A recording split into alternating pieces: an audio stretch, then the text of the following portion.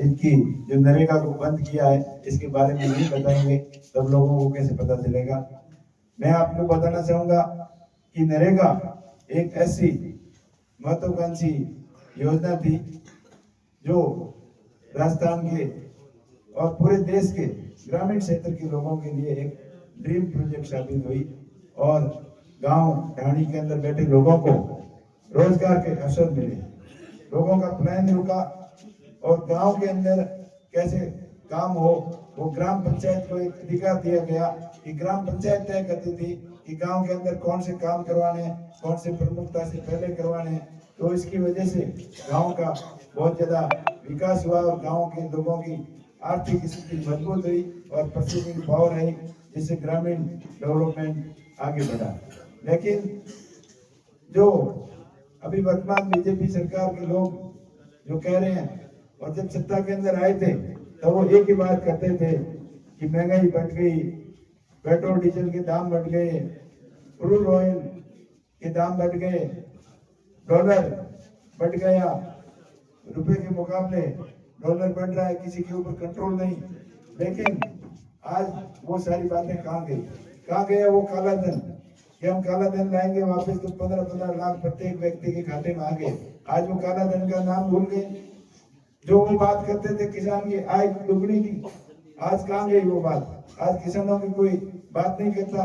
आय दुगनी तो दूर गई, खर्चे 4 गुना हो गए, उसके बारे में कोई बात नहीं करता। सिर्फ और सिर्फ बात करते हैं कि 70 साल में क्या हुआ और हमने तो 2014 के बाद में जो किया है और उनकी नजर में 2014 के बाद ही देश को आजादी मिली। लेकिन उनको कोई नहीं पूछ रहा है कि 70 साल में क्या हुआ। 70 साल में जो आप लोग अभी कर रहे हो वो नहीं हुआ, बाकी जो देश के लिए होना था वो जरूर हुआ। जब देश का पहला बजट था तो 500 करोड़ रुपए का बजट था देश का, और आज कितना है? आज उससे कई गुना, हजारों गुना ज्यादा है। लेकिन उस जो विषम परिस्थितियों से देश को जो आगे लाने का कांग्रेस पार्टी ने काम किया, उसकी वजह से आप ये लंबे चौड़े जो बोल रहे हो, आप बोल रहे हो क्या हुआ।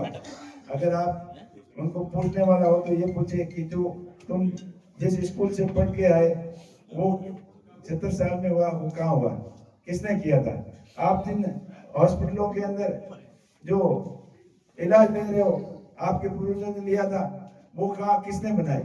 देश के अंदर बड़े जो प्रोजेक्ट आए वो किसने बनाए। देश के अंदर हरित क्रांति लेके आए, वो कौन लेके आया। ये नहरों जैसे बड़े बड़े प्रोजेक्ट आए, इंदिरा गांधी नहर जो अपने पास से ही गुजर रही है, ये ऐसी नहरों के प्रोजेक्ट आए, और तो और जो हाइड्रो जो एनर्जी के प्रोजेक्ट हैं, और देश को आगे लाने के लिए सबसे बड़ी जो कंप्यूटर क्रांति लेके आई वो कौन लेके आया।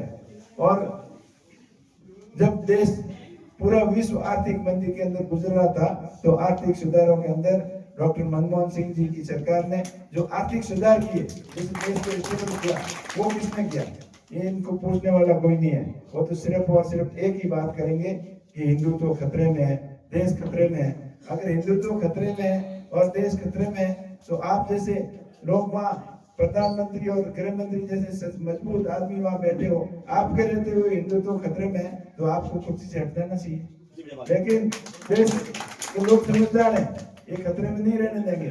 और आपको जिस प्रकार आप हरकतें कर रहे हो, आपको घर बैठा के ही ये देश की जनता है वो दम लेगी, क्योंकि अब ध्यान कर लिया है कि आपकी जो राजनीति है वो सिर्फ और सिर्फ जाति के नाम पर, धर्म के नाम पर, संप्रदाय के नाम पर, प्रांत के नाम पर और भय और भ्रांतियां फैलाकर देश की सबसे बड़ी संवैधानिक जो एजेंसियां हैं, जो संस्थाएं हैं, उनको उनका दुरुपयोग करके लोगों को डरा धमका कर और मीडिया का भी दुरुपयोग करके जो आप हमेशा